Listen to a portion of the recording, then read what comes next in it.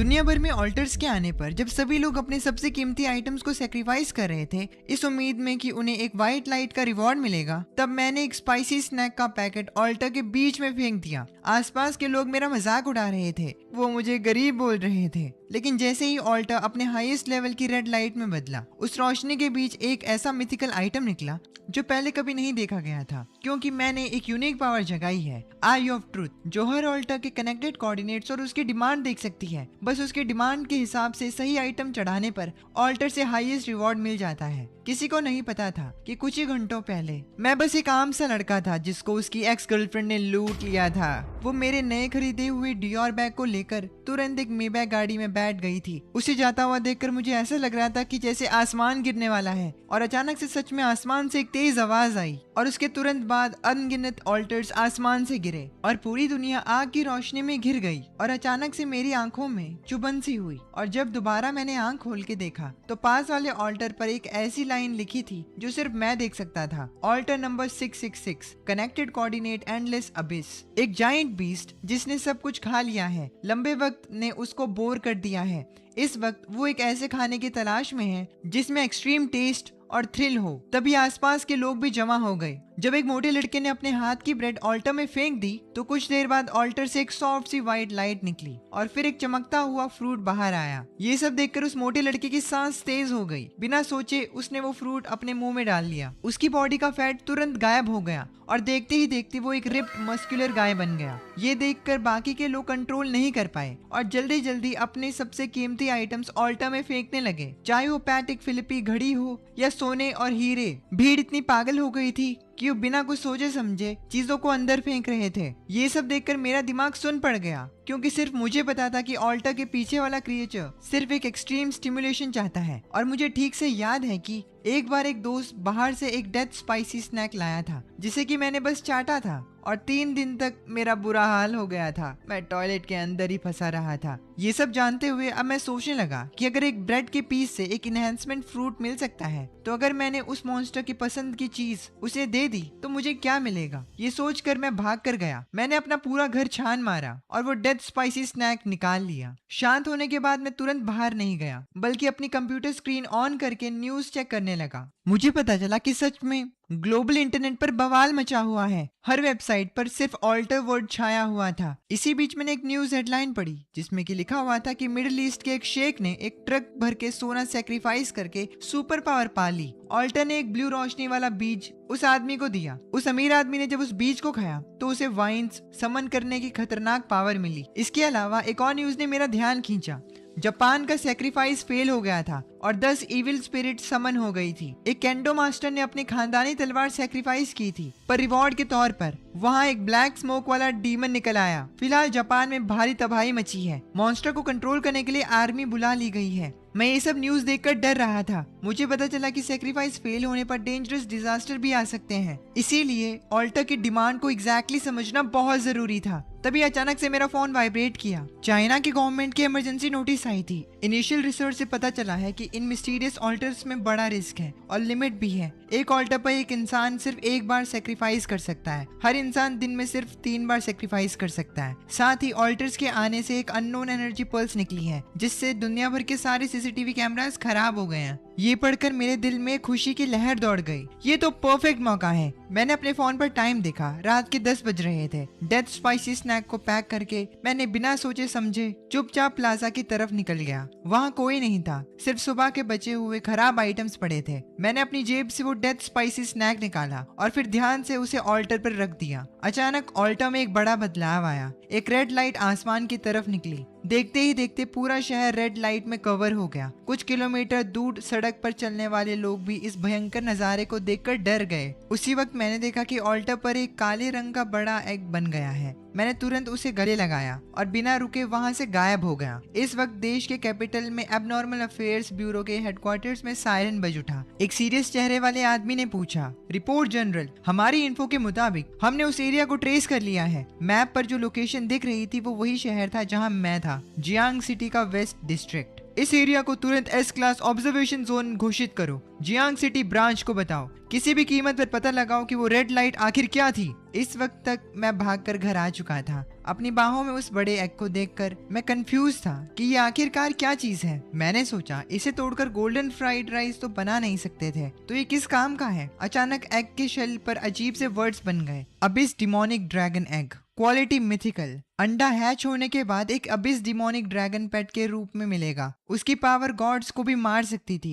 ये डिस्क्रिप्शन देखकर मैं बहुत ज्यादा खुश हो गया। जो लोग गेम खेलते हैं उन्हें पता है कि मिथिकल सभी कैटेगरीज में हाईएस्ट होता है। उस डेथ स्पाइसी स्नैक ने मुझे बिल्कुल भी निराश नहीं किया। तभी मुझे कुछ अजीब लगा। मेरी आंखें ऑल्टर के रिवॉर्ड आइटम को भी एनालाइज कर सकती थी। ये देखकर मैं थोड़ा हैरान हुआ। मैं भागकर वॉशरूम गया और मिरर में खुद को घूर कर देखने लगा। मिरर पे एक टेक्स्ट दिखा, आई ऑफ ट्रुथ, क्वालिटी यूनिक, हर चीज का कॉज एंड इफेक्ट देख सकती है। और तो और मेरी आंखें मुझे ऑल्टर को देखने पर उसके कनेक्टेड कोऑर्डिनेट और रिक्वायरमेंट दिखाती है। ऑल्टर से जुड़ी आइटम्स को देखने पर मुझे उनकी क्वालिटी, नाम, सब कुछ पता चलता है। ये जानकर मैं बहुत ज्यादा खुश हुआ। मुझे अपनी एबिलिटीज के बारे में सब कुछ पता चल चुका था। मैं खुद से बड़बड़ाता हूँ, मैंने नहीं सोचा था कि इन आंखों के इतने सारे यूजेस होंगे। अचानक मुझे पिछली न्यूज पोस्ट याद आई जहां बहुत से लोगों को अजीब लकड़ी या नॉर्मल से पत्थर मिले। उन्हें पता नहीं था कि उनका क्या यूज है, तो वेस्ट हो गए। पर मेरा केस बिल्कुल अलग है। मुझे बस एक बार उन चीजों को देखना है और मुझे सब इन्फो मिल जाएगी। फ्यूचर में हिडन जेम्स ढूंढना अब मेरे लिए पॉसिबल था। मैंने ड्रैगन एग को ब्लैंकेट में रखा,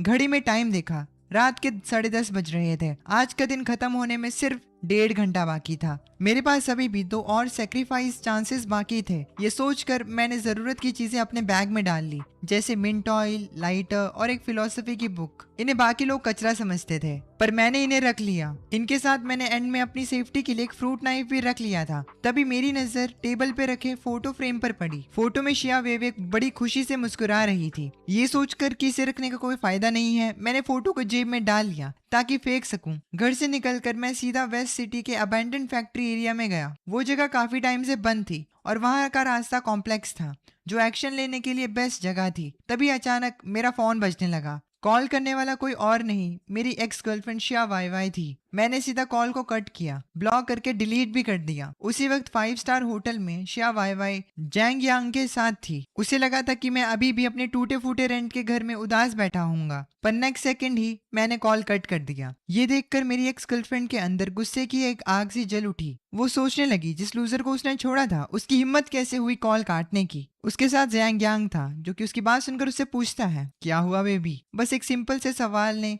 शिया वाई वाई का सारा गुस्सा शांत कर दिया। अपने सामने वाले आदमी को देखकर वो बहुत खुश थी, क्योंकि वो आसानी से हजारों के बैग्स और लाखों की वॉच दिला सकता था उसे। आज के टाइम में ये बेस्ट सेक्रीफाइस आइटम्स थे, और सच्चा प्यार या वादे इन फायदों के सामने सब बेकार थे। आखिर उसने मेरा दिया हुआ डियोर बैग सेक्रीफाइस किया था, जिससे ऑल्टर से कमाल की ग्रीन लाइट निकली, और उसके अगले 2 सेक्रीफाइस में भी लक के तौर पर ग्रीन लाइट ही आई थी। इन सब से लग रहा था कि वो इस न्यू एरा की डेस्टिनी की रानी है। पास बैठा जैंग यांग भी शिया वेवे का ख्याल रख रहा था, पर उसकी आंखों में एक चालाकी थी। उसने पहले बस थोड़े पैसे खर्च करके मजे लेने का सोचा था, पर उसे पता नहीं था कि इस औरत की किस्मत इतनी अच्छी होगी कि इसे लगातार 3 बार ग्रीन लाइट मिलेगी। इसीलिए जैंग यांग सोचने लगा इसे अपने पास रखने से शायद बाद में फायदा हो। दूसरी तरफ मैं उस अबैंडन फैक्ट्री एरिया में पहुंच चुका था। मुझे रात 12 बजने से पहले 2 सही ऑल्टर ढूंढने थे, वरना मौका वेस्ट हो जाता। थोड़ी ही दूर चलकर मुझे एक ऑल्टर दिखा, altar number 25091, connected coordinate scrap machinery spirit. एक मैकेनिकल इंप जिसे कचरा जमा करना पसंद है। उसे बॉटल के कैप से काफी ज्यादा लगाव है।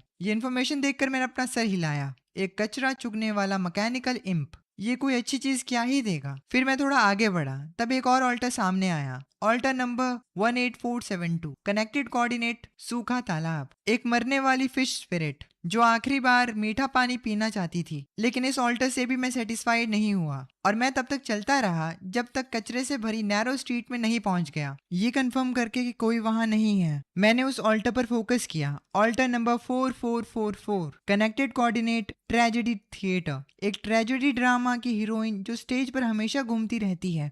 वो अपने पहले से ही फिक्स्ड स्क्रिप्ट से बोर हो चुकी है। अब उसे एक ऐसी चीज चाहिए जो असली बिट्रेयल से भरी हो, जिसमें बहुत ज्यादा नफरत और दर्द भरा हो। ये पढ़कर मेरी सांस रुक गई। पहले तो ऑल्टर का नंबर 444 था, और उसकी डिमांड भी एकदम अजीब लेवल की थी। फिर मुझे याद आया कि मेरा अभी हाल फिलहाल में ही तो ब्रेकअप हुआ था। मैंने शिया वाई वाई की फोटो बाहर निकाली और फिर उस पर फ्रूट नाइफ से कट लगाए। डर था कि नफरत और दर्द पूरी तरह से एक्सप्रेस नहीं हो पाएगा, इसीलिए मैंने आंखें बंद की और याद करने लगा, हम दोनों अलग अलग दुनिया के हैं, प्लीज मुझे और परेशान मत करना। शिया वाई वाई की ये बात सोचकर मैं अचानक मुस्कुराया। मैंने जेब से लाइटर निकाला और फोटो का थोड़ा हिस्सा जलाकर काला कर दिया। फिर मैंने उसको ऑल्टर पर रख दिया। अचानक एक पर्पल लाइट पिलर निकला। इसकी रोशनी रेड लाइट जितनी तेज तो नहीं थी और न्यूज में भी इस कलर की लाइट के बारे में नहीं बताया गया था। मुझे इस लाइट से काफी उम्मीद होने लगी। तभी वहां 5 पुरानी टिकट्स बाहर आईं और मैंने उन्हें तुरंत अपने हाथ में पकड़ लिया। आई ऑफ ट्रूथ एक्टिवेट हुई और टेक्स्ट आगे आया, सीरीज आइटम एक्ट 4 का एडमिशन टिकट, क्वालिटी एपिक, एक बार यूज होने वाला कंज्यूमेबल आइटम। इस टिकट को यूज करने पर किसी के भी अंदर के सबसे डीप डर या दर्दनाक मेमोरीज को बाहर लाया जा सकता है,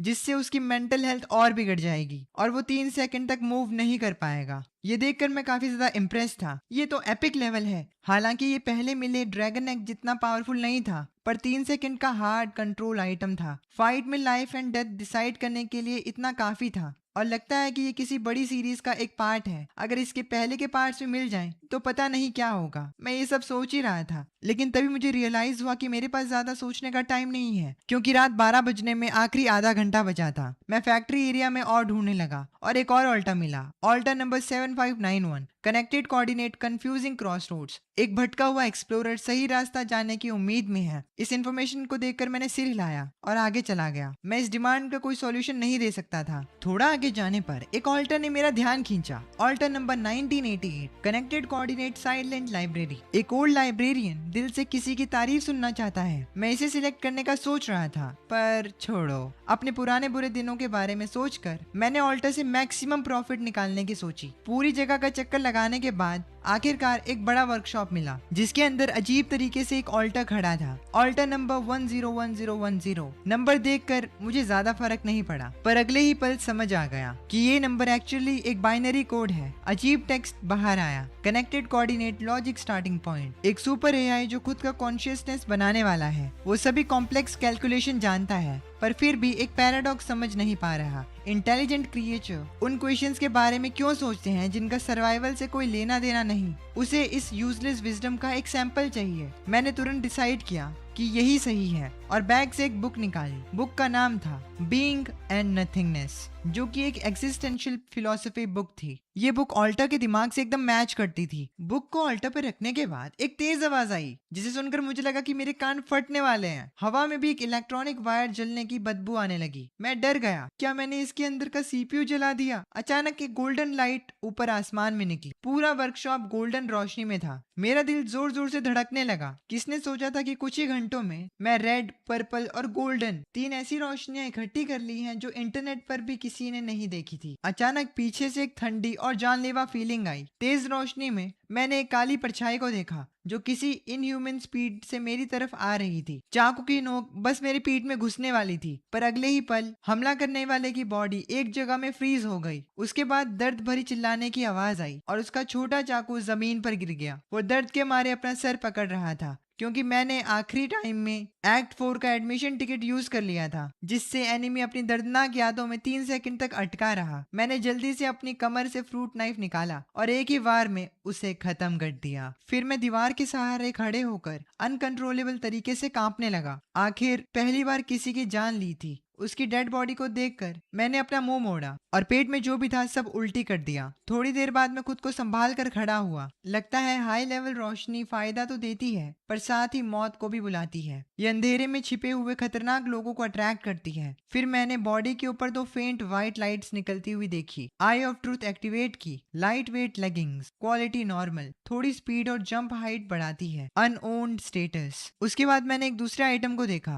poor quality stamina emulate, quality normal, body की स्टेमिना थोड़ा बढ़ाता है और इसका भी कोई मालिक नहीं होता। अनओन्ड वर्ड पढ़कर मेरा दिमाग घूम गया। मुझे एक बहुत ही खतरनाक रूल समझ आ गया, किल एंड लूट। अगर एनिमी को मार दो तो उसके सेक्रीफाइस आइटम को अपना बना सकते हो। इस आदमी के पास 2 यूजफुल आइटम थे। हो सकता है पहले भी उसने किसी को मारा हो, पर इंटरनेट पर सिर्फ अलग अलग कलर की लाइट्स की ही न्यूज क्यों थी? किसी ने इस रिस्क के बारे में क्यों नहीं बताया? मुझे आगे चलकर और भी ज्यादा डर लगने लगा। ऐसा नहीं कि लोगों को पता नहीं था, पर जिन्हें पता था उन्होंने चुप रहना ठीक समझा, जिसकी वजह से कुछ लोग नीचे पड़ी उस बॉडी की तरह मर गए। कुछ लोग खुद हंटर बनना चाहते थे और कुछ लोग बोलने से डरते थे, जैसे गवर्नमेंट, क्योंकि अगर ये सच सबको पता चल गया तो इसका मतलब था ऑफिशियली मान लेना कि पुराना सिस्टम खत्म हो चुका है, डार्क फॉरेस्ट रूल चलने लगा है और पूरी दुनिया एक ऐसी खाई में गिर जाएगी जिसे कंट्रोल करना मुश्किल होगा। ये सोचकर मैंने टाइम वेस्ट नहीं किया। वो व्हाइट लाइट आइटम्स उठाए और सीधा ऑल्टा के सेंटर में देखा। वहाँ एक फिस्ट के साइज का मेटल क्यूब रखा था। मैंने आई ऑफ ट्रूथ एक्टिवेट की। Dimensional storage, quality legendary. Bind करने पर एक इनिशियल 1000 क्यूबिक मीटर का डायमेंशन स्पेस मिलता है।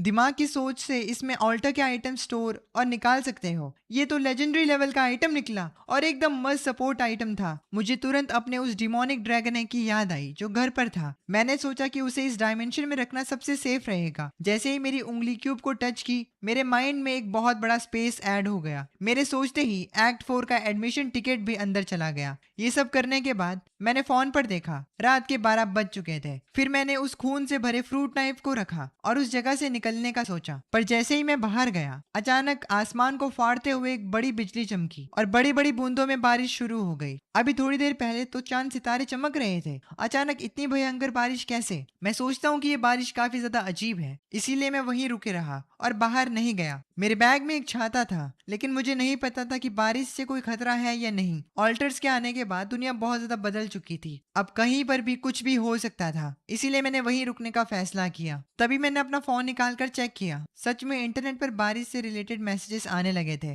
पहले ट्रेंडिंग टॉपिक सैक्रिफाइसेस आइटम था। अब सब यही पूछ रहे थे कि ओए, तुम्हारे उधर भी बिजली कड़क कर बारिश हो रही है क्या? भाइयों, इस बारिश में जरूर कुछ झोल है, भीगना मत, म्यूटेट मत हो जाना। मेरा क्या होगा? मैं भीग गया। मैंने तो अभी तक अपनी गर्लफ्रेंड का हाथ भी नहीं पकड़ा था। प्लीज मुझे ज़ॉम्बी मत बनाना। पोस्ट तेजी से रिफ्रेश हो रहे थे और मेरा दिल भी धीरे धीरे डरने लगा। अगर बारिश सच में लोगों को इन्फेक्ट करती है तो नतीजा बहुत बुरा होगा। मैं इसका तोड़ सोच ही रहा था कि तब भी एक रेड कलर की पोस्ट ने मेरा ध्यान खींचा और मैं चौंक गया। ओह शिट, बहुत बड़ी गड़बड़ हो गई। ऑल्टर्स गायब हो गए हैं। मैंने तुरंत पीछे घूमकर देखा और सच में पिछला ऑल्टर गायब हो चुका था। साथ ही में मैंने डर कर ये भी देखा कि वो मरी हुई बॉडी भी वहां से गायब थी। पर मुझे यकीन था कि वहां और कोई नहीं आया था और इसका एक ही रीजन हो सकता है, और वो है ये बारिश। इसके आने का मतलब है कि ऑल्टर्स गायब हो जाएंगे और ये पिछले दिन की सारी चीजों को धो देगी। ऊपर से पूरी दुनिया के कैमरास बंद पड़े थे। क्या ये मर्डर करके लूट मचाने का परफेक्ट एनवायरनमेंट नहीं है? जब पता चला कि बारिश खतरनाक नहीं है तो मैंने छाता निकाला और घर की तरफ निकल गया। मेरे जाने के थोड़ी देर बाद एबनॉर्मल अफेयर्स ब्यूरो वहां आई। जल्दी ही उनको वो जगह मिल गई जहां कुछ देर पहले तक ऑल्टर था। लीडर क्विन फैंग ने तुरंत टीम के पीछे देखा। वहां एक 20 साल की लड़की आगे आई। कल जब उसने सेक्रीफाइस किया तो उसको एनर्जी बैक ट्रैकिंग की पावर मिली थी। वो आसपास की बची हुई एनर्जी को सेंस कर सकती थी। जितनी पावरफुल एनर्जी, उसके मार्क्स उतने ही क्लियर होते थे। लिन वैन ने आंखें बंद की और सेंस करने लगी। अचानक उसने एक दर्द भरी आवाज निकाली और पीछे की तरफ गिरने लगी। क्विन फैंग ने उसको तुरंत संभाला। क्या हुआ? उसने उससे पूछा। लिनवान बहुत ज्यादा हाँफ रही थी और उसकी आवाज कांप रही थी। ये जगह कल वाले नानगोंग एरिया से बहुत अलग है। ऐसे मान लो कि अगर वो एक फायरफ्लाई थी तो ये रोशनी ऐसी है जैसे दिन का उजाला या जैसे सूरज। एक मेंबर से रहा नहीं गया और वो बोला, है क्या ये गोल्डन लाइट है? क्विन फैंग का चेहरा एकदम सीरियस हो गया। तुरंत इस जगह को ब्लॉक करो और इन्वेस्टिगेशन शुरू करो। साथ ही इसकी रिपोर्ट ऊपर हेड को दो। उन्हें बताओ, मुझे लगता है कि यहाँ कोई बहुत ही खतरनाक मॉन्स्टर छिपा हुआ है। दूसरी तरफ जैसे ही मैं घर आया, मैंने उस डिमोनिक ड्रैगन एग को डायमेंशनल स्पेस में रख दिया। अब मुझे एग के पकड़े जाने का डर नहीं था। मैं सोचने लगा, अगर हैच होने के बाद निकला हुआ ड्रैगन भी इसमें जा सके तो और भी बढ़िया।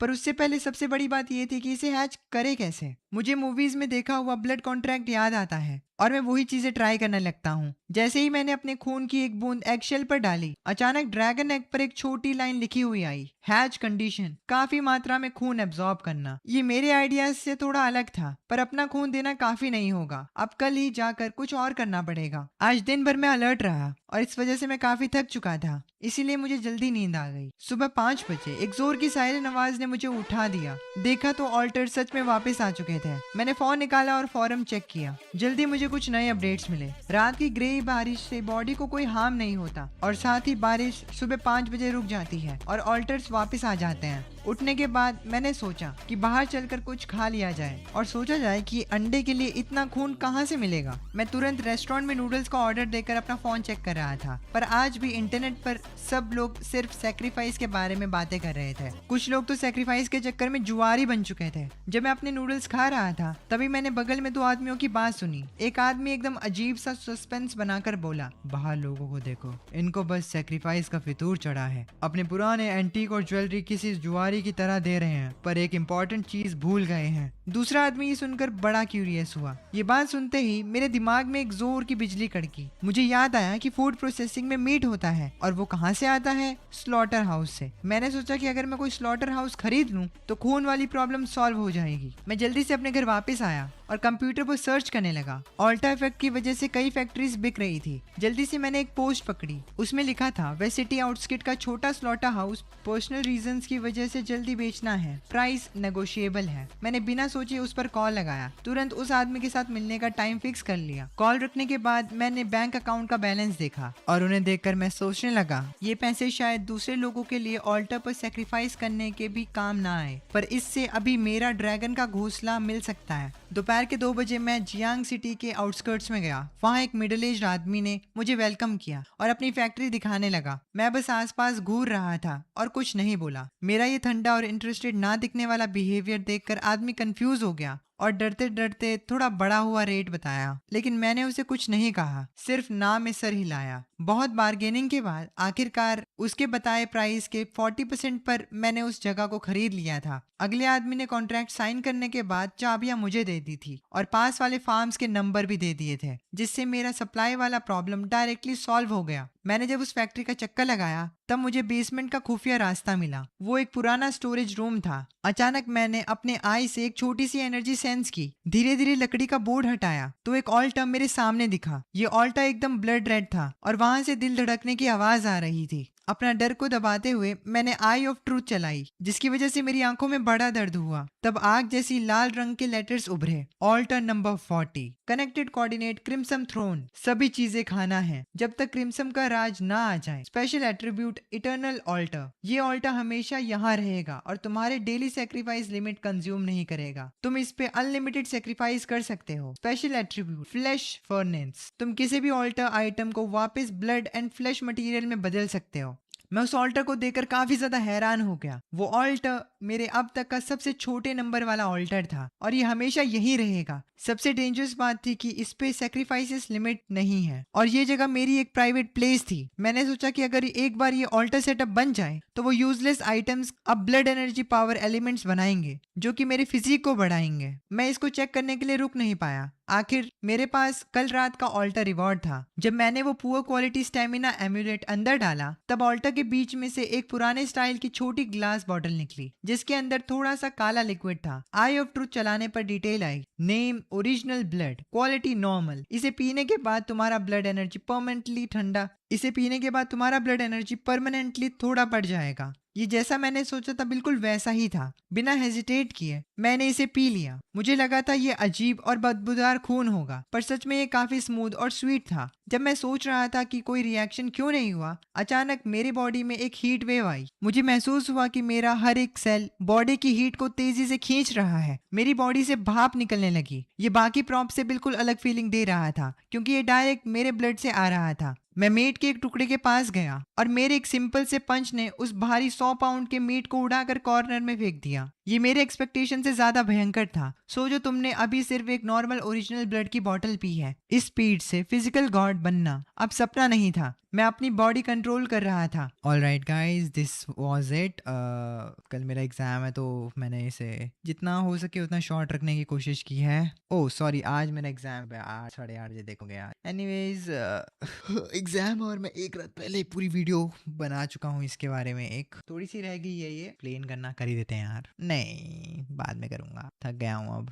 Anyways, thanks for watching this video. अगर तुम्हें इसका पार्ट 2 चाहिए होगा तो प्लीज़ कमेंट सेक्शन में पार्ट 2 लिख देना और इस वीडियो को जितना हो सके उतना हाइप कर देना। अगर इस वीडियो को 50,000 हाइप पॉइंट्स मिल जाते हैं तो मैं इसका पार्ट बनाऊंगा, वरना nah। Thanks for watching, this is anime Shubh signing off. मैं अपनी एक्साइटमेंट को कंट्रोल करता हूँ और प्लान बनाता हूँ कि कल मुर्गियों का एक बैच लाऊंगा ताकि ड्रैगन एग को हैच कर सकूं। लेकिन अभी मुझे उन बेकार आइटम्स को कलेक्ट करना है जो कि किसी को नहीं चाहिए। बहुत से लोग ऑल्टर्स पर भारी कीमत देकर सेक्रीफाइस करते हैं पर उन्हें कचरा मिलता है और यही कचरा मेरा टारगेट है। गैम्बलिंग में रिस्क हो सकता है पर कचरे उठाने में नहीं। दोपहर को मैं पोल्ट्री फार्म के बॉस से कांटेक्ट करता हूँ पर एक नई प्रॉब्लम आती है। मुर्गियां खरीदने के लिए पैसे चाहिए और स्लॉटर हाउस खरीदने में मेरी सारी सेविंग्स खत्म हो चुकी हैं। भले ही नया जमाना आ गया हो पर पैसा अभी भी सब कुछ कंट्रोल करता है। इसलिए मैं डिसाइड करता हूँ कि पहला थोड़ा कचरा उठा कर देखते हैं कि कोई ट्रेजर मिलता है या नहीं। अपना नया exclusive star rainbow throne altar मिलने के बाद मैं आज की सेक्रीफाइसेस लिमिट्स यूज करने के लिए नए ऑल्टर्स ढूंढने निकलता हूँ।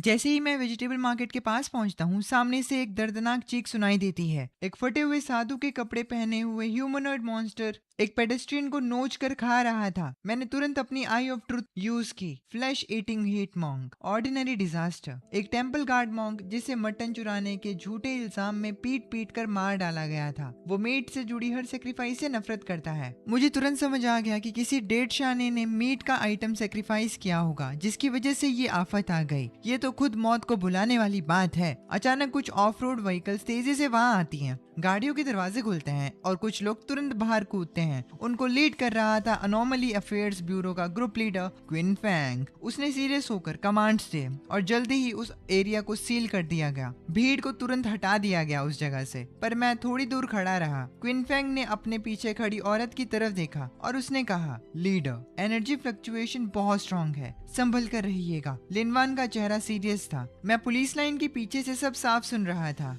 बाप रे, ये एनर्जी फ्लक्चुएशन सेंस कर सकती है। ये तो चलता फिरता ह्यूमन डिटेक्टर है। अचानक लिनवैन को कुछ फील हुआ और उसने सीधा मेरी तरफ देखा। नजरें मिलते ही मैंने अपने अंदर का डर छुपाया और बाहर से एक नॉर्मल इंसान की तरह एक्ट करना शुरू किया। लिनवॉन ने हल्के से बाहें सिकोड़ी। उसे अभी एक अजीब सी एनर्जी फ्लक्चुएशन फील हुई थी, पर वो एनर्जी फ्लक्चुएशन इतनी कम थी कि वो इस चीज को लेकर श्योर नहीं थी। क्या वो मेरा इल्यूजन था? तभी मार्केट के अंदर उस मॉन्क ने गुस्से भरी दहाड़ मारी। क्विन फैंग ने तुरंत अपने टीम मेंबर्स को फायरिंग करने का ऑर्डर दिया, लेकिन उस इविल मॉन्क को मॉडर्न वेपन से कोई डर नहीं था। ये देखकर क्विन फैंग ने ऑर्डर दिया, क्लोज कॉम्बैट, टीम 2 लीडर्स। आवाज आते ही 2 फिगर्स तेजी से आगे बढ़े। एक की स्पीड इतनी तेज थी कि उसकी शैडो दिख रही थी। उसने डैगर उठाया और मॉन्क की गर्दन के पीछे अटैक कर दिया। दूसरे ने एक बड़ा सा आयरन फ्रेम उठाकर उस मॉन्स्टर के सर पर जोरदार वार किया। इस हैवी अटैक से मॉन्क का बैलेंस बिगड़ गया। क्विन फैंग ने इस मौके का फायदा उठाया और खुद मैदान में कूद गया। उसकी लंबी तलवार पर चमकती हुई बिजली दौड़ने लगी और सिर्फ एक ही वार में उसने मॉन्क का सर धड़ से अलग कर दिया। ये सब देखकर मैं काफी शॉक था। उनका टीम वर्क बहुत कमाल का था और अभी मेरा लेवल उनसे बहुत नीचे था। मुझे जल्दी से खुद को इम्प्रूव करना होगा, क्या पता उनसे लड़ाई ना करनी पड़ जाए। वेल, सूरज ढलने वाला था तो मैंने ऑल्टर ढूंढने के लिए एक सेफ जगह जाने का सोचा और शहर के बाहर की तरफ निकल पड़ा। रास्ते में मुझे कई ऑल्टर्स दिखे पर उनकी क्वालिटी पहले वाले दिन से बहुत खराब थी। जब मैं एक आधी बनी हुई बिल्डिंग के पास से गुजरा तो मेरी आई ऑफ ट्रुथ ने एक वीक एनर्जी फ्लक्चुएशन पकड़ी। मैं सीढ़ियों से सेकंड फ्लोर पर गया तो वहाँ एक अजीब सा ऑल्टर दिखा। Altar number 1955, connection beacon, eternal clock city. एक क्लॉक मेकर गॉड जो परफेक्ट प्रिसीजन चाहता है, क्योंकि उसकी बनाई हुई इटर्नल क्लॉक बहुत ज्यादा परफेक्ट थी, इसीलिए वो एंडलेस बोर्डम में चला गया है। वो कुछ बदलाव चाहता है। ये पढ़कर मैं खुद को रोक नहीं पाया और मैंने सोचा ये तो फालतू के नखरे हैं। ऑल्टा का नंबर काफी आगे था तो शायद कुछ अच्छा मिलता,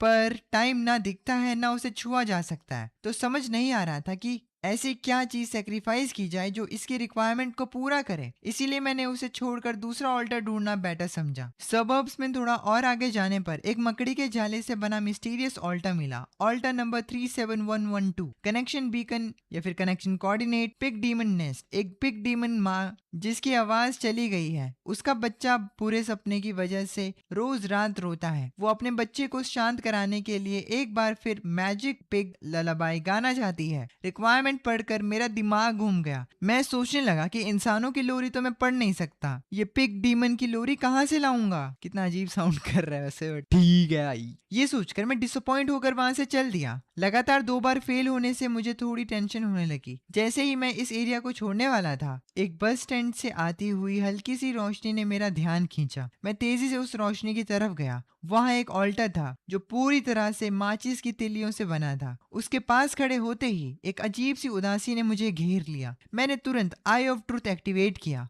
alter number 23333, connection beacon, snowy street corner. बर्फ के तूफान के बीच एक माचिस बेचने वाली छोटी सी बच्ची, वो बहुत कंफ्यूज और उदास है क्योंकि उसे समझ नहीं आ रहा कि रास्ते से गुजरने वाले लोग अब उसकी माचिस क्यों नहीं खरीद रहे, उन्हें वो क्यों नहीं चाहिए। डिस्क्रिप्शन पढ़कर मुझे विश्वास नहीं हुआ। ये कैरेक्टर और ये सैड बैकग्राउंड, ये तो द लिटिल मैच गर्ल वाली कहानी है। क्योंकि इस स्टोरी में पहले पढ़ चुका था तो मुझे इसके बारे में पता था। मैं सोचने लगा, फेरी टेल्स भी अब पैरेलल डायमेंशन बन गए हैं क्या? मैं चौंक गया था। खैर, हैरानी अपनी जगह, इस ऑल्टर का शायद कोई हल हो सकता है। थोड़ा सोचने के बाद मैंने अपनी नई खरीदी हुई लाइटर निकाली और उसे उस मैचस्टिक वाले ऑल्टर पर रख दिया। जमाना आगे बढ़ रहा है, अगर तुम ट्रेंड के साथ नहीं चलोगी तो तुम्हारी माचिस कैसे बिकेगी। जैसे ही मैंने ये कहा, ऑल्टर में अचानक हलचल हुई। एक आवाज आई और ऑल्टर के अंदर से एक पर्पल लाइट तेजी से निकली। मैंने तुरंत ऑल्टर के रिवॉर्ड को देखा। वहाँ हवा में एक हथेली के साइज का मैच बॉक्स तैर रहा था।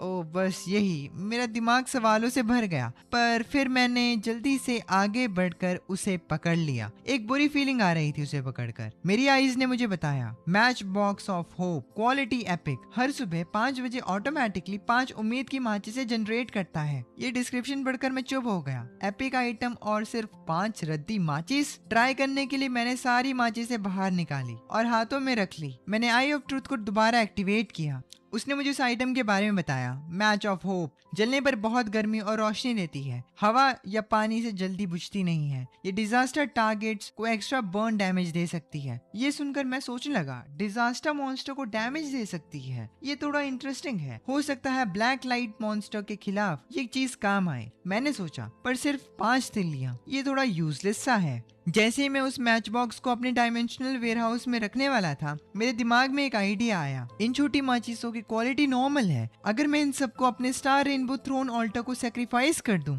तो मैं रोज फ्री में 5 बॉटल ओरिजिन ब्लड पा सकता हूँ। ये सोचते ही मैं अपनी खुशी कंट्रोल नहीं कर पाया। इस थ्योरी को अभी चेक करना जरूरी था। मैं तुरंत स्लॉटर हाउस की तरफ भागा। 20 मिनट बाद मैं वहां पहुंच गया। मैं जल्दी से स्टार रेनबो थ्रोन के पास गया, एक माचिस निकाली और ऑल्टर के बीच में रख दी। मैंने सांसें रोक ली थी। मैं बस ऑल्टर को ही देखे जा रहा था। अगले ही पल वही पुराना नजारा दिखा। एक डार्क रेड कलर का खून हवा में कंडेंस होने लगा। ये ओरिजिन ब्लड था। मैं अंदर ही अंदर झूम उठा। मैच बॉक्स ऑफ होप और स्टार रेनबो थ्रोन का ये कॉम्बिनेशन तो एक ओपी बग निकला। मैं तुरंत समझ गया कि मुझे बिना किसी रिस्क के एंडलेस फायदा होने वाला है। अब बाकी बची माचिसों को सेक्रीफाइस करने के बाद मेरे पास 5 बॉटल ओरिजिन ब्लड आ गया। उन्हें पीने के बाद मुझे लगा जैसे खून उबल रहा है और पूरी बॉडी गर्म हो गई। कुछ मिनट बाद मैं इस नई पावर से एडिक्टेड हो गया। मैंने फोन पर टाइम देखा। आज का दिन खत्म होने में सिर्फ 2 घंटे बचे थे। मेरी आज की आखिरी 2 सेक्रीफाइस अटेम्प्ट्स वेस्ट नहीं होनी चाहिए थी। मेरे दिमाग में दोबारा उस इटर्नल क्लॉक मेकर ऑल्टर का ख्याल आया और मैं अब उस ऑल्टर के बारे में सोचने लगा। कुछ टाइम सोचने के बाद मुझे समझ में आया, उस ऑल्टर का नंबर स्टार्टिंग का था और वो टाइम से रिलेटेड था।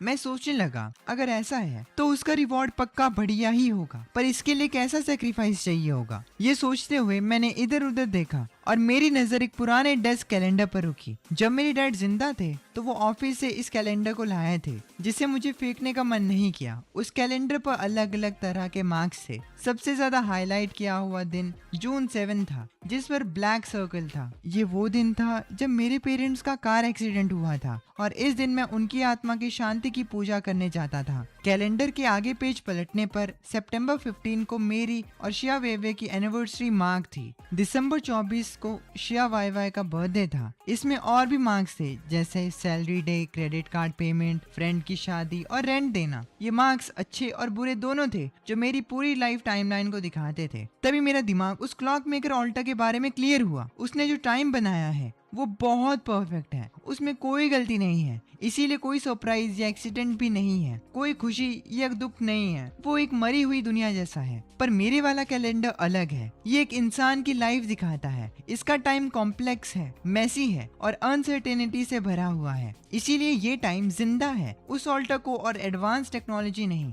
बल्कि टाइम का एक अलग एक्सपीरियंस चाहिए। ये सोचकर मैं सीधा उस क्लॉक मेकर ऑल्टर की तरफ चल दिया। वहां पहुंचकर मैंने वो कैलेंडर निकाला और बहुत रिस्पेक्ट से ऑल्टर के बीच में रख दिया और मैं बोलने लगा, परफेक्ट टाइम में कोई लाइफ नहीं होती, पर ये टाइम जो पछतावे से भरा है और एक इम्परफेक्ट लाइफ को रिकॉर्ड करता है, यही असली जिंदा टाइम है। ये बदलाव तुम्हें पसंद आएगा। मेरे बोलते ही ऑल्टर पर रखा कैलेंडर गायब हो गया। ऐसा लगा जैसे टाइम रुक गया हो और बस आसपास दुनिया शांत हो गई। अचानक एक गोल्डन रोशनी निकली जिसने पूरी बिल्डिंग को दिन की तरह रोशन कर दिया। उन अनगिनत जिंदगी के मोमेंट्स किसी फास्ट फॉरवर्ड होती फिल्म की रील की तरह मेरी आंखों के सामने तेजी से घूमने लगे। उसी वक्त एक antique looking pocket watch altar के बीच में हवा में तैरने लगी। मैंने तुरंत आई ऑफ ट्रूथ यूज किया। Destiny pocket watch, quality legendary, normal इंसान से कई गुना ज्यादा रिएक्शन और जजमेंट टाइम देती है ये घड़ी। डिस्क्रिप्शन पढ़कर मेरा दिमाग खराब हो गया। क्या फायदा है यार। पर जैसे ही मैंने उस पॉकेट वॉच को हाथ में पकड़ा, एक बहुत ही मिस्टीरियस फीलिंग आने लगी। तब मुझे रियलाइज हुआ कि मैं कितना बेवकूफ था। ये पॉकेट वॉच कोई नॉर्मल स्ट्रेंथ या स्पीड नहीं दे रही थी, बल्कि ये मेरे मूवमेंट्स और अवेयरनेस को बढ़ा रही थी। इससे मैं अपनी बढ़ी हुई एनर्जी और ताकत को परफेक्टली यूज कर सकता था। सेफ रहने के लिए मैंने उस पॉकेट वॉच को अपने डायमेंशनल वेयरहाउस में रख दिया। पर तभी मैंने नोटिस किया कि उसका असर कम नहीं हुआ, वो अभी भी काम कर रही थी। आगे से अगर कोई पीछे से अटैक करे तो मैं बिना किसी एक्स्ट्रा आइटम के आराम से काउंटर अटैक कर सकूंगा। इतना सब हो जाने के बाद मैंने टाइम देखा। रात के 10:40 हो रहे थे। ऑल्टर रिफ्रेश होने में सिर्फ 1 घंटा 20 मिनट बचे थे और मेरे पास एक आखिरी सेक्रीफाइस का चांस था। पर इस पूरे एरिया को छान मारने के बाद भी मुझे सिर्फ 2 बेकार ऑल्टर्स मिले थे। एक का लिंक उस दलदल से था जहां जाइंट मच्छर थे और दूसरा डंग बीटल पार्क से जुड़ा था। अचानक दूर से गालियां देने की आवाज आई। इन्हें सुनकर मेरी फट गई। मैं सोचने लगा, यहाँ और भी लोग हैं। मैं तुरंत अलर्ट हो गया और मैं छुपके से आगे बढ़ रहा था। और तभी मैंने देखा कि एक खुले गोदाम जैसी जगह पर 2 ग्रुप्स की आपस में झड़प हो रही है। उनके पास ही में एक ऑल्टर था जो पिंक लाइट दे रहा था, जिसकी शेप एक सेंसुअस चार्म जैसी थी। मेरा दिल जोरों से धड़कने लगा। इस लाइट को देखकर ही लग रहा था कि ये सिंपल नहीं है। मैंने अपनी आई ऑफ ट्रूथ यूज की। Altar number 9269, connection beacon, bliss demon palace.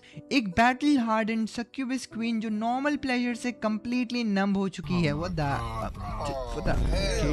उसे अब एक ऐसी फिजिकल स्टिमुलेशन चाहिए जो सीधा उसकी आत्मा को झंझोड़ दे। ये डिटेल्स पढ़कर मैंने लंबी सांस ली और ऑल्टर का नंबर काफी आगे था, पर इसका डिस्क्रिप्शन थोड़ा नॉटी लग रहा था। लेकिन जैसे ही मैंने अपने बैग को चेक किया, मुझे याद आया कि उसमें एक आइटम पड़ा है जो बिल्कुल इसी काम के लिए ठीक बैठेगा। तभी मैदान में सीन बदला। एक साइड एक मोटी गोल्ड चेन पहना हुआ गंजा आदमी था जिसके पीछे दर्जनों गुंडे थे। दूसरी साइड सिर्फ 4 लोग थे जिन्हें एक टॉल और हॉट फिगर वाली लड़की लीड कर रही थी। वो गंजा आगे बढ़ा और बुरी तरह मुस्कुराते हुए बोला, तुम लोग सीधी तरह नहीं मानोगे ना, हमारे भाइयों की सामान छीनने की हिम्मत की। चुपचाप सामान निकाल दो और इस लड़की को हमें दे दो तो शायद हम तुम्हारी जान बख्श दें। पर वो लड़की बिना डरे वैसे ही खड़ी रही। उसने ठंडे दिमाग से सिर्फ एक वर्ड कहा, निकल। गंजा उसी पल पागल हो गया। इस रेज बीट में फंस गया था गंजा और अब वो अपने आदमियों से कहता है, भाइयों टूट पड़ो इस पर। जैसे ही वो दर्जनों गुंडे अजीब आवाजें निकालते हुए आगे बढ़े, उस लड़की के ग्रुप के 4 लोगों ने तुरंत डिफेंस पोजीशन ले ली। लड़की के हाथ में डैगर था और उसने गुंडों पर अटैक किया। बाकी लोगों का लेवल भी ठीक था। एक बड़ा बॉडी बिल्डर जैसा आदमी स्टील की पाइप को ऐसे घुमा रहा था जैसे हवा का तूफान हो। बाकी 2 लोअर बॉडी पर अटैक कर रहे थे। अपने गुंडों को पिटता देखकर गंजा गुस्से में चिल्लाया और उसने पूरी ताकत से एक किक उस बॉडी बिल्डर पर मारी। जिसकी वजह से वो बॉडी बिल्डर दूर जा गिरा और उसके सर से खून निकलने लगा। इस गंजे के आने से फाइट का बैलेंस बिगड़ गया। लड़की के ग्रुप वाले एक एक करके जमीन पर गिरने लगे। जल्द ही गंजे ने उस लड़की को एक कंटेनर के कोने में घेर लिया। लड़की ने हार नहीं मानी, बल्कि उसकी आंखों में एक खतरनाक चमक थी। सब मारो! गंजे को लगा कुछ गड़बड़ है और उसने पीछे हटने का चाहा, पर लड़की ने एक मीट बॉल को अपने हाथों में कुचल दिया। एक काला धुआं पूरे एरिया में फैल गया और उसमें से एक 3 मीटर लंबा मॉन्स्टर निकला। Oh shit, black monster! गुंडे ये देखकर डर के मारे जम गए। पर इससे भी ज्यादा डरावना सीन अगले ही पल हुआ। मॉन्स्टर के आते ही उसने सीधा पलटकर उस बॉडी बिल्डर, जो कि लड़की का ही आदमी था, उसको 2 टुकड़ों में फाड़ दिया। गंजा ये देखकर डर से कांपने लगा। ये पागल है, ये औरत पागल है, ये तो अपने बंदों को ही मार रही है। गुंडे जान बचाकर भागने लगे, पर मॉन्स्टर ने एक तरफा कत्लेआम शुरू कर दिया। मैं साइड में खड़े रहकर ये सब गौर देख रहा था। ये लड़की सच में बहुत खतरनाक है। वहां से निकलने के लिए उसने सबको मौत के घाट उतारने का प्लान बनाया। ये तो चलता फिरता टाइम बॉम्ब जैसा था। कुछ ही देर में वहां सिर्फ वो गंजा ही बचा था, जो भागने की कोशिश कर रहा था। पर मॉन्स्टर ने एक ही जंप में उस गंजे को अपने नीचे दबा लिया। कुछ मिनट्स बाद वो ग्राउंड एक नर्क बन गया। गुंडे और उस लड़की के साथ ही सबकी लाशें वहां पड़ी थी। पर पेट भर खाना खाने के बाद भी वो मॉन्स्टर गायब नहीं हुआ, बल्कि नया शिकार ढूंढने के लिए आसपास ही घूम रहा था। और जिस लड़की ने उसे बुलाया था वो एक पिलर के पीछे छुपी हुई थी, सांस लेने में भी डर रही थी। तभी मैंने टाइम की तरफ देखा, क्योंकि मुझे अभी भी ऑल्टर से रिवॉर्ड चाहिए थे, चाहे जान ही क्यों ना चली जाए। MCRU alright. मैंने टाइम देखा, 11:50। अब और वेट नहीं कर सकता, वरना आज का लास्ट चांस वेस्ट हो जाएगा। मैंने एक लंबी सांस ली और अपना फोकस एडजस्ट किया। फिर मैंने अपनी सारी ब्लड एनर्जी इकट्ठी की और उस पागल औरत की तरफ तेजी से बढ़ा। पिलर के पीछे छुपी उस औरत को तुरंत डेंजर फील हो गया, पर उसने भागने की बजाय अपना डैगर टाइटली पकड़ा और काउंटर अटैक किया। उसने एक बहुत ही ट्रिकी एंगल से मेरे दिल पर वार किया। अगर पहले का टाइम होता तो इस वॉर से बचना मुश्किल था, लेकिन अब ओरिजिन ब्लड और पॉकेट वॉच की पावर्स की वजह से उस लड़की के अटैक की डायरेक्शन मुझे एकदम साफ दिख रही थी। इतनी साफ कि हंसी आ जाए। मैं पहले से ही जानता था कि मेरे डॉज करने के बाद उसकी अगली मूव क्या होगी। मैं हल्का सा साइड हुआ और उस लड़की का वार खाली गया। उसके दोबारा अटैक करने से पहले मैंने अपने चाकू से उसके एक हाथ पर कट लगा दिया और फिर तुरंत दूसरे हाथ पर भी। औरत के दोनों हाथ इंस्टेंटली बेकार हो गए और वो चीखते हुए भीख मांगने लगी। बात करके सॉल्व करते हैं ना भैया। पर मेरी आंखों में कोई दया नहीं थी। आखिरकार इसने मुझे भैया कैसे बोल दिया। I mean, ये नहीं बोलता वो, बट सही लग रहा था। अगर अटैक किया है तो गेम खत्म करना ही होगा, मैंने सोचा। फिर मैंने अपना फ्रूट नाइफ सीधा उसके गले की तरफ चलाया। इस अटैक से बचना इम्पॉसिबल था, पर जैसे ही चाकू उसकी गर्दन को छूने वाला था, उसने एक चीख मारी और पैंग! इस आवाज के साथ वो अचानक एक ब्लड मिस्ट में ब्लास्ट हो गई। मेरा चाकू हवा में ही चला गया। धुआं हटने के बाद वो औरत वहां से गायब थी, उसकी परछाई तक नहीं दिखी। मैं शॉक रह गया। वो मेरी आंखों के सामने से गायब हो गई थी। वो मरी नहीं, बल्कि मेरे सामने से भाग गई। लेकिन ऐसा कैसे हो सकता है? ये किस टाइप की अजीब पावर है? मैं ये चीज सोचने लगा। मुझे लगा था कि आज रात तो मैं उसे पक्का निपटा दूंगा, पर इस दुनिया के राज बहुत ही गहरे हैं। ऐसी जान बचाने वाली ट्रिक तो मैंने कभी सुनी ही नहीं थी। कितना ही टाइम हुआ था वैसे इन ऑल्टर्स को आए हुए, क्या मतलब है यार। पर मुझे एक चीज पता थी कि वो लड़की जल्दी वापस आने की हिम्मत तो नहीं करेगी। तभी हवा की आवाज के साथ एक दहाड़ ने मेरा ध्यान तोड़ा। वो ब्लैक लाइट मॉन्स्टर मुझे देख चुका था। जैसे ही उसके पंजे मुझ पर पड़ने वाले थे, मैं थोड़ा पीछे हटा और उसका वार खाली चला गया। उसके मिस होने के गैप का फायदा उठाते हुए मैंने अपने फ्रूट नाइफ से उसकी टांग पर कट लगा दिया। मॉन्स्टर को बहुत दर्द हुआ और उसने तुरंत काउंटर अटैक किया, पर उसके अटैक मुझे स्लो मोशन में दिख रहे थे।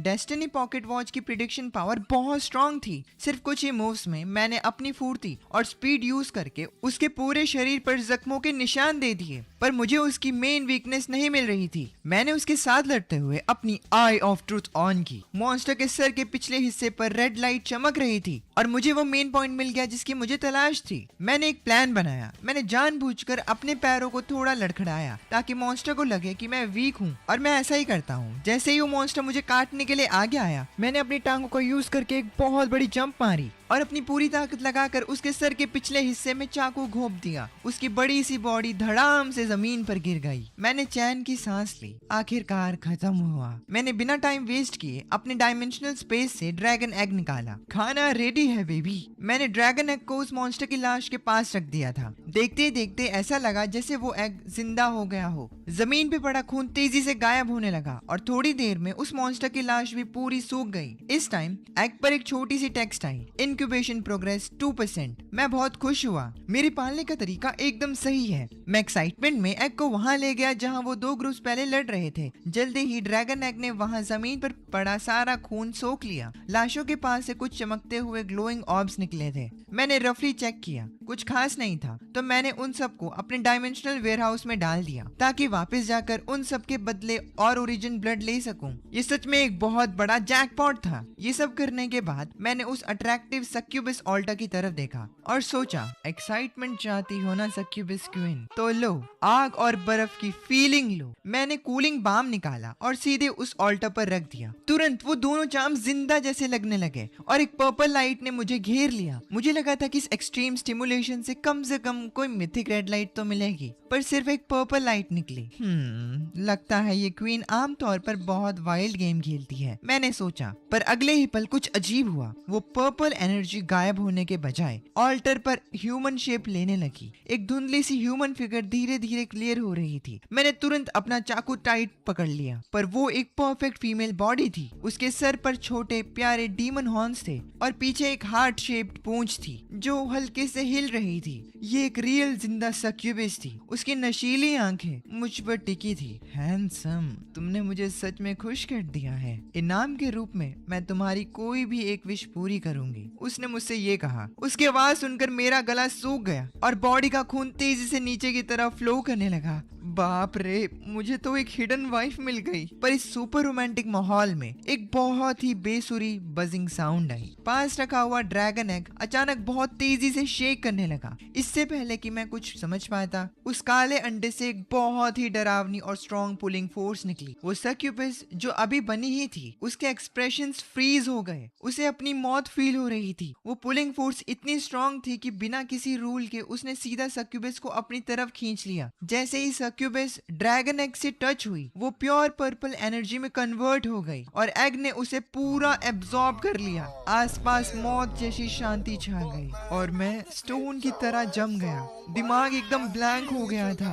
ये क्या हुआ? मेरी एपिक वाइफ कहाँ गई? मैंने जमीन पे पड़े ड्रैगन एग की तरफ देखा जो कि शायद डकार ले रहा था और फिर आराम से हवा में तैरता हुआ मेरी हाथ में वापस आ गया। मैं उसे पकड़कर कांप रहा था क्योंकि एग पर लिखी टेक्स्ट तेजी से बढ़ रही थी। Incubation progress 41%। एक एपिक सक्यूबस की एनर्जी इतनी ज्यादा होती है, मैंने ये कभी नहीं सोचा था। मैंने नोटिस किया कि एग से पर्पल लाइट निकल रही थी और उस पर कुछ छोटे छोटे हर्ट के निशान बन गए थे। अब अबिस डीमन ड्रैगन और हर्ट साइंस दोनों उस पर थे।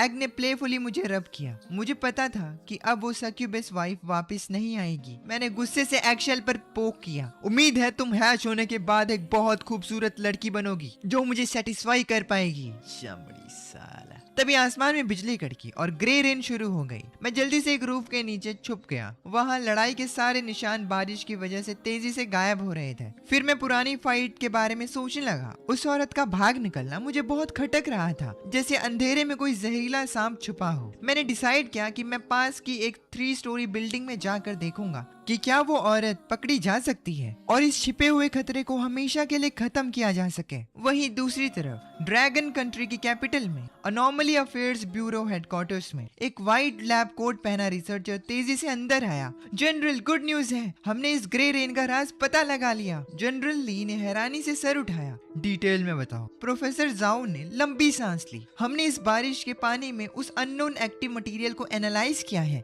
पता चला है कि ये इंसानी बॉडी के लिए सेफ है, पर ये थोड़ी देर के लिए किसी भी सुपर पावर को बेअसर कर देता है। ये सुनकर जनरल ली शॉक रह गए। कमांड सेंटर के सारे हाई रैंक ऑफिसर्स के चेहरे पर यही डिसबिलीफ था। प्रोफेसर जाओ एक्साइटमेंट में थूक उड़ाते हुए बोले, यू मतलब ये तो मैं बोल रहा हूँ, ये असर तब तक रहेगा जब तक बारिश का पानी पूरी तरह इवेपोरेट नहीं बन जाता। उसके बाद ही उनकी पावर वापस आएगी। इसका मतलब है रात 12 बजे से लेकर सुबह 5 बजे तक जो भी ओवर कॉन्फिडेंट सैक्रिफाइसर्स हैं, अगर उन पर ये पानी पड़ गया तो उनकी पावर्स खत्म हो जाएंगे और वो नॉर्मल इंसान बन जाएंगे। ये सुनकर मानो जनरल ली के आंखों में चमक आई। अगर ये सच है तो हम इस रेनी नाइट का फायदा उठाकर उन आउट ऑफ कंट्रोल सैक्रिफाइसर्स को पकड़ सकते हैं। प्रोफेसर जाओ ने आगे बताया, ये पानी स्टोर नहीं किया जा सकता, पर अगर हम इस एक्टिव मटेरियल को निकाल लें तो हम उसके इनहिबिटर्स या हाई प्रेशर वाटर गन्स बना सकते हैं। अगर ये सक्सेसफुल रहा तो ये हमारा सबसे स्ट्रॉन्ग वेपन बन जाएगा। उधर उस खाली बिल्डिंग में मैं फोरम स्क्रॉल कर रहा था और उस औरत का वेट कर रहा था। तभी एक पोस्ट तेजी से सामने आई, शॉकिंग सीक्रेट, बारिश में बाहर मत निकलना, तुम नॉर्मल इंसान बन जाओगे। जैसे ही मैंने क्लिक किया वो पोस्ट डिलीट हो गया। मुझे समझ आ गया कि किसी ने जानबूझकर इसे डिलीट किया है। अगर ये न्यूज सच है तो इसका मतलब बारिश में वो पागल औरत दोबारा ब्लड मिस्ट बनकर नहीं भाग पाएगी। पर फिर मुझे एक टेंशन हुई। मैं सोचने लगा क्या मुझ पर भी इसका इफेक्ट पड़ेगा। अगर मैं भी नॉर्मल बन गया तो हंटिंग खाक करूंगा।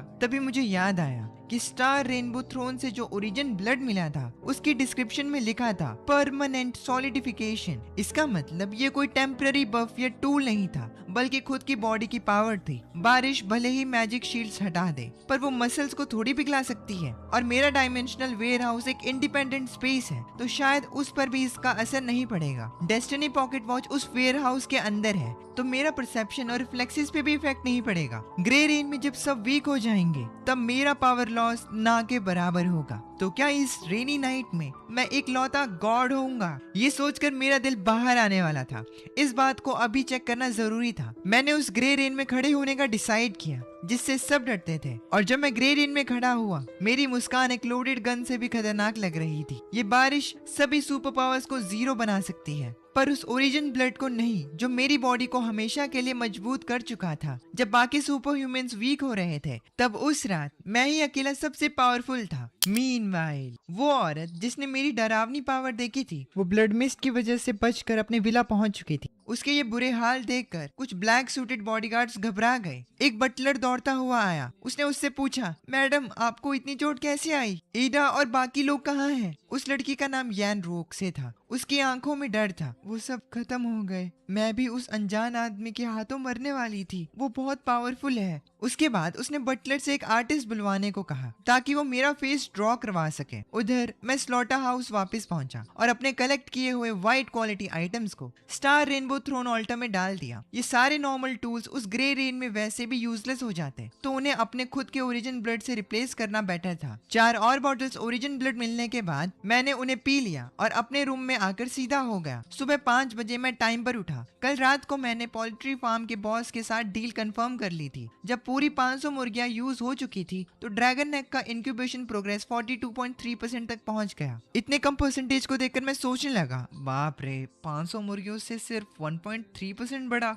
ये तो सच्चाई में एक पैसे खाने वाला जानवर है। इसीलिए मैंने स्ट्रेटेजी चेंज करने का डिसाइड किया। ऑल्टर आने के बाद फिजिकल बिजनेस काफी इफेक्ट हुए थे। पोल्ट्री फार्म का बॉस अपने पोल्ट्री को बचाने में डिफिकल्टी होने की वजह से परेशान था। इसीलिए मैंने सोचा अगर मैं पोल्ट्री को जल्दी से सेमी फिनिश प्रोडक्ट्स में बदल सकूं तो वो अपने सेल्स चैनल्स खुद ढूंढ लेगा, जबकि मैं बस प्रोसेसिंग फी लूंगा और ड्रैगन एग उनका खून पी लेगा। इतना काफी था। मैंने फार्म के बॉस वैंग को कॉल किया और डायरेक्ट अपना प्लान बताया। हम दोनों तुरंत राजी हो गए। दोपहर में बॉस वैंग 500 और मुर्गियां ले आया। वो दूसरे फार्म्स की मुर्गियां भी लाना चाहता था। मैं जानता था कि वो मिडिलमैन बनकर पैसे कमाना चाहता है, पर जब तक एग हैच नहीं होता मैं चाहता था कि वो और ज्यादा पोल्ट्री लाए। अब बॉस वैंग को भेजकर मैंने स्लॉटर हाउस का काम फिर शुरू किया। इस बार मैंने एफिशिएंसी की जगह मुर्गियों को काटने के एंगल और पावर कंट्रोल पर ध्यान दिया। ये एक तरह की यूनिक ट्रेनिंग थी। मुझे लग रहा था कि मेरे नाइफ के साथ कनेक्शन इंप्रूव हो रहा है। इस रिपीटेटिव काम से मेरा पावर पे कंट्रोल बेटर हो रहा था। जब रात हुई ड्रैगन एग का इंक्यूबेशन प्रोग्रेस 43.6 हो गया था और फिर मैं अपना बैकपैक लेकर निकल पड़ा क्योंकि रात सेक्रीफाइस के लिए सबसे बेस्ट टाइम था। सिटी के दूसरे साइड शिया वाई वाई और उसका नया बॉयफ्रेंड जैंग यांग एक नाइट क्लब गए। वहाँ उन्हें ब्रदर लॉन्ग नाम का एक बंदा मिला। 5 लाख की इंट्रोडक्शन फी देने के बाद ब्रदर लॉन्ग ने उन्हें एक मिस्टीरियस लोकेशन बताई। जल्दी ही दोनों वहाँ के लिए निकल पड़े। रास्ते में जैंग यांग बहुत एक्साइटेड था, जब हम उस सिटी की सबसे बड़ी अंडरग्राउंड शैडो ऑर्गेनाइजेशन में ज्वाइन हो जाएंगे तो यहाँ हमारी ही चलेगी। फिर तेरा वो बेकार एक्स बॉयफ्रेंड और बाकी छोटे मोटे लोग हमसे पंगा लेने की हिम्मत नहीं करेंगे। शिया वाई वाई की आंखों में भी होप थी, जो भी था, मतलब hope,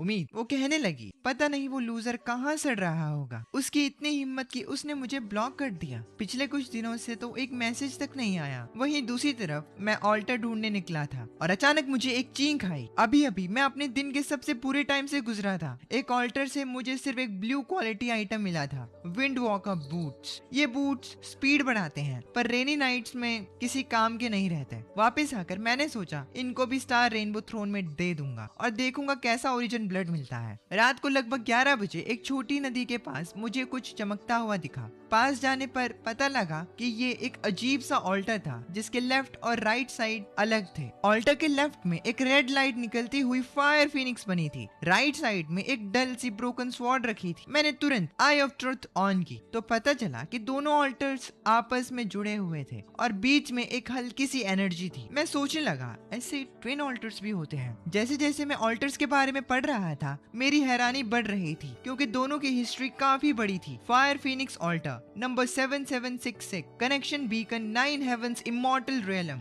genius girl Nalan Ran बहुत परेशान थी। 3 साल पहले उसके मंगेतर श्याओ हुओ की कल्टीवेशन पावर खत्म हो गई थी। इस वजह से उसके फैमिली एल्डर्स उसे शादी तोड़ने पर मजबूर कर रहे हैं। वो अभी रास्ते पे खड़ी सोच रही है कि उसे क्या करना चाहिए। और राइट वाले ऑल्टर की इन्फो भी उतनी ही शॉकिंग थी। Alter number 66776 connection beacon 9 heavens immortal realm. Genius boy Xiao Huo अपनी शक्तियां अचानक बंद होने की वजह से टॉप मोस्ट पोजीशन से गिरकर एक यूजलेस लूजर बन गया है जिसे सब हेट करते हैं। वो इस प्रॉब्लम से निकलना चाहता है पर कोई उसकी मदद करने वाला नहीं है। इन्फॉर्मेशन पढ़ने के बाद मेरा दिल जोरों से धड़कने लगा। रैन और हुओ ये स्टोरी आगे कैसी जाएगी मुझे बहुत अच्छे से पता है क्योंकि ये भी एक फिक्शनल कहानी है जिससे कि मैंने पढ़ रखा है। अब पर्दे के पीछे वाले मास्टरमाइंड के रूप में मुझे क्या करना चाहिए? अगर मैं रैन को मैरिज ब्रेक करने से रोक दूं तो शायद हुओ को वो डेस्परेशन नहीं मिलेगी जो उसका चीट एक्टिवेट करने के लिए जरूरी है। सिंपल मतलब है कि अगर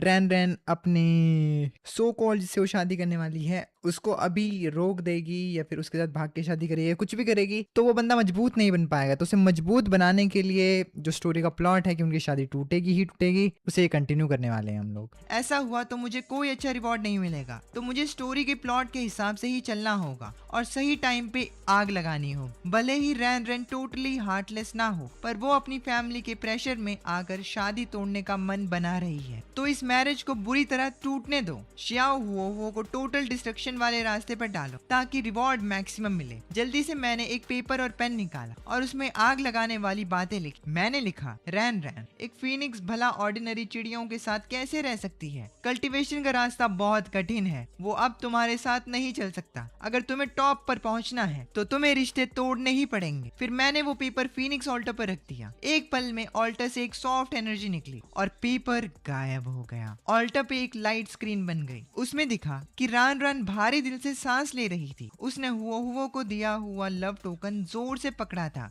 बाहर से एल्डा की आवाजें आ रही थी। रॉन बेवकूफी मत करो, फैमिली डिसाइड कर चुकी है। अब शियाओ फैमिली नालन फैमिली से जुड़ने के लायक नहीं है। ये सुनकर रैन को बहुत गुस्सा आया। तभी खिड़की से एक रेड फेदर उड़कर आया और उसके हाथ में रुका। वो एक व्हाइट पेपर में बदल गया। उस पे लिखा पढ़कर वो कांप उठी और खुद से बोली, एक फीनिक्स भला ऑर्डिनरी चिड़ियों के साथ कैसे रह सकती है? उसकी आंखों की कंफ्यूजन तुरंत गायब हो गई। उसकी बॉडी का फीनिक्स ब्लड उबलने लगा। उसने स्मूथली उस टोकन को क्रश किया और बिना पीछे देखे ग्रैंड एल्डा के साथ शियाओ फैमिली के पास चली गई। जब ऑल्टा की लाइट स्क्रीन गायब हुई मैं इस मैरिज को तुड़वाने वाला हिडन बॉस बन चुका था पर ऑल्टा का कोई रिवॉर्ड नहीं आया। मैंने सोचा क्या मुझे दोनों साइड्स का वेट करना पड़ेगा? मैंने मुड़कर दूसरे स्वॉर्ड ऑल्टर को देखा और फिर से पेपर पे मैसेज लिखा, भले ही टाइगर जमीन पर गिरे पर वो झुकता नहीं, सिर्फ हवा के चलने का इंतजार करता है। 30 साल ईस्ट रिवर, 30 साल वेस्ट रिवर। इस यंग बॉय को कभी वीक मत समझना। ये लिखने के बाद मेरा ब्लड उबलने लगा और सीधा सर चढ़ने लगा।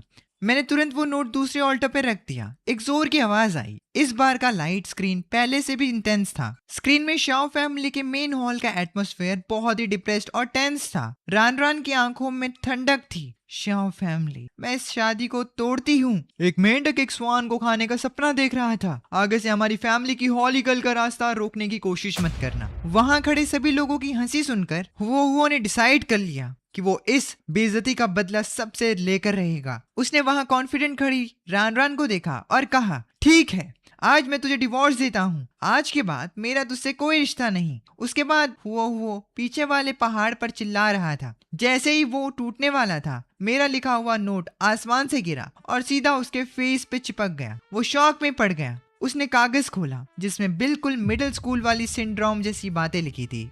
30 साल ईस्ट, 30 साल वेस्ट। एक लड़के को कभी पुअर मत समझना। ये नोट पढ़कर हुओ की बॉडी जोरों से कांपी। उसके दिल के अंदर आग जो बुझने वाली थी वो अचानक से भड़क उठा। मेरी डेस्टिनी मेरे हाथों में है, आसमान के नहीं। मैं शिया हुओ यहाँ खत्म नहीं हूँगा।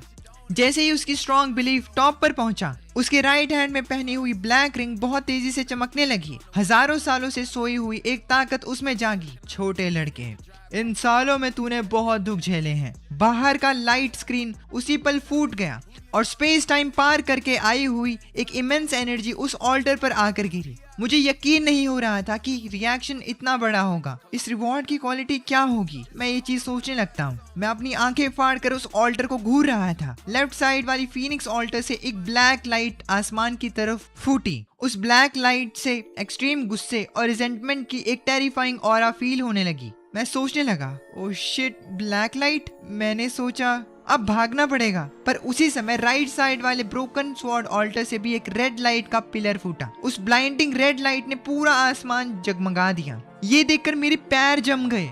मैंने कहा, रेड लाइट रिवॉर्ड, फिर मैं भाग क्यों रहा हूँ? मैं उस टाइम दोनों ऑल्टर के रिवॉर्ड्स को देखकर बहुत नर्वस था। एक तरफ मौत जैसी काली रोशनी थी और दूसरी तरफ एक ऐसी रेड लाइट जिसके पीछे सब लोग पागल हो जाते। मैंने तुरंत भागने का प्लान कैंसिल किया। मैं सीधा मुड़कर रेड लाइट वाले ऑल्टर की तरफ भागा। मैंने तुरंत उस रेड लाइट में तैरती हुई चीज को पकड़ा, एक डैगर जिसमें एक ब्लैक स्मोक निकल रहा था। उसी समय जमीन बहुत बुरी तरह हिलने लगी। मैंने देखा कि उस ब्लैक लाइट ऑल्टर में एक ऐसी शेप बन रही थी जिसका चेहरा रान रान से 70% मैच कर रहा था, पर उसका एक्सप्रेशन कंप्लीटली पागलपन वाला था और उसकी आवाज बहुत नफरत से भरी हुई थी। किसकी वजह से मैंने उसको खोया? उसकी आवाज सुनकर मैंने तुरंत अपनी आई ऑफ ट्रूथ ऑन की। रान रान का heart demon wraith, quality epic, karma twisting resentful body disaster. इसके पास नालन रान रान जैसी ही ब्लड लाइन है, एक्सट्रीम पैरानॉइड और क्रेजी पर्सनैलिटी भी। मैंने वहां से भागने का प्लान बनाया, पर उस रिजेंटमेंट बॉडी ने डायरेक्ट मेरा पीछा किया। एक मैसिव पावर आके सीधा मेरे चेस्ट पर लगी। मेरी बॉडी किसी आयरन से कम नहीं थी, पर फिर भी उसने मुझे इतनी जोर से मारा कि मेरे मुंह से खून निकल आया। मेरा दिल डर के बैठ गया। मैंने खुद से कहा, ओह शिट, इसके साथ कैसे लड़ूंगा मैं? वो आत्मा तुरंत आगे आई और मेरे गले पर अटैक करने लगी। डेस्टिनी पॉकेट वॉच अचानक से जोर से वार्निंग देने लगी। मैं तुरंत पीछे कूदा और अपने हाथ के उस नए डैगर से उस रेजेंटमेंट स्पिरिट पे अटैक किया। मुझे लगा डैगर इसकी बॉडी को क्रॉस नहीं कर पाएगा, पर बिना किसी मेहनत के डैगर उस आत्मा के अंदर चला गया। मेरी आंखें चमक उठी। मैंने खुद से कहा, ये डैगर कुछ आम बात नहीं लगता। स्पिरिट को दर्द हुआ और वो जल्दी से पीछे हटी। मेरे पास आने की दोबारा हिम्मत नहीं की उसने। फिर उसने एक ब्लैक फायर मेरी तरफ फेंक दिया। मैं रोल करके उससे बाल बाल बचा। मैंने अपना अटैक ऑन करने की तैयारी कर ली, क्योंकि ये डैगर सामने वाले की डिफेंस तोड़ सकता था, तो उसको मारना अब इम्पॉसिबल नहीं था। मैंने आई ऑफ ट्रूथ ऑन की। स्पिरिट की पेट के पास पर्पल लाइट फ्लैश हो रही थी। वो उसकी कमजोरी हो सकती है। मैं उसके पास जल्दी से गया और डैगर उसके स्टमक की साइड घुमाया। स्पिरिट ने अपने आप को गार्ड किया और अपना एक हाथ बढ़ा के अटैक करना चाहा। मैंने डैगर की डायरेक्शन तुरंत चेंज की। उसके स्टमक पर कट लगा, पर मेरा लेफ्ट आर्म भी उसके क्लॉज के लगने से इंजर्ड हो गया। उसकी पेट की रोशनी और डिम हो गई। फिर हम दोनों की फेस टू फेस फाइट चालू हो गई। मैंने उसके स्टमक के कट को और डीप किया, पर उसने मुझे वापस दूर फेंका। जब मैंने जोर लगाकर उठने की कोशिश की, तो मुझे लगा कि मेरी रीढ़ की हड्डी टूटने वाली है। स्पिरिट के पेट पर बनी लाइट और ज्यादा डल हो रही थी। उसने अपने दोनों हाथ जोड़े और अपनी पूरी रिजेंटमेंट को एक साथ जमा किया। एक बहुत बड़ी जाइंट स्वॉर्ड बनके मेरी तरफ आने लगी। मुझे इसी चांस का वेट था। मैंने तुरंत अपनी एक्ट 4 की एंट्री टिकट फेंक के यूज की। उस टिकट की मदद से स्पिरिट की स्वॉर्ड हवा में गायब हो गई और उसके फेस पे कंफ्यूजन और पछतावा आ गया। मैं अपनी टॉप स्पीड से गया और लगातार उस स्पिरिट के पेट पे स्ट्राइक करता गया। आखिरकार वो रिजेंटमेंट स्पिरिट जमीन पर गिर गई और फाइट खत्म हो गई। मेरी पूरी बॉडी पे छोटे छोटे कट्स थे। मेरा लेफ्ट हैंड और रिब्स पूरी तरह फ्रैक्चर थे। पर इस कंडीशन में भी मैं अपने ड्रैगन एग को नहीं भूला। मैंने उसे निकाल कर कमांड दी जमीन पे पड़े काले खून को पी लेने की। उसका इंक्यूबेशन प्रोग्रेस धीरे धीरे इंक्रीज हुआ और सीधा 49.6% पे रुका। तभी मेरी आई ऑफ ट्रूथ ने कुछ गड़बड़ नोटिस की। हवा में जितनी भी रिजेंटमेंट बची थी वो गायब नहीं हुई, बल्कि उस काले डैगर में अब्सॉर्ब हो रही थी। मुझे याद आया कि मैंने अभी तक इस नए डैगर के स्टैट्स चेक नहीं किए थे। आई ऑफ ट्रूथ यूज करने के बाद डैगर के डिटेल्स सामने आए। Primary soul dagger, growth progress 97 points, quality growth type mythic. ये सोल्स रिजेंटमेंट और फियर्स को खाकर अपना साइज बढ़ाता है। जिसके पास ये डैगर होता है उसे मेंटल अटैक से बहुत ज्यादा डिफेंस मिलता है। ये स्टैट्स बढ़ने के बाद मेरी आंखों में बहुत खुशी थी। एक और मिथिक आइटम, और ये दिमाग वाले अटैक्स को ब्लॉक कर सकता है। ये वही चीज थी जिसके मुझे सबसे ज्यादा जरूरत थी। हालांकि ओरिजिन ब्लड ने मेरी बॉडी का डिफेंस बहुत तगड़ा कर दिया था, पर अगर कोई दिमाग पर अटैक करके मुझे पागल कर देता तो मेरी सारी बॉडी पावर्स यूजलेस हो जाती और मैं धीरे धीरे मर जाता। लेकिन इस नए डैगर ने उस कमी को पूरी तरह से बाहर कर दिया था। Alright guys, this was the completion of this novel। और मतलब नॉवल की एनिमेशन, नॉवल तो बहुत बड़ी है वैसे ये, बट अगर तुम्हें ये वीडियो पसंद आई तो प्लीज़ चैनल को सब्सक्राइब कर देना एंड इस वीडियो को हाइप कर देना, ताकि अगर इसकी मुझे एनिमेशन और मिलती है तो मैं उसे भी तुम्हारे लिए एक्सप्लेन कर दूं। एंड या थैंक्स फॉर वॉचिंग। प्लीज़ इस वीडियो को हाइप कर देना और कमेंट कर देना प्लीज़ इस पे। Thanks for watching. मैं मिलता हूँ तुमसे नेक्स्ट वीडियो में। तब तक के लिए अपने फैमिली का ख्याल रखना। This is anime Shubh signing off.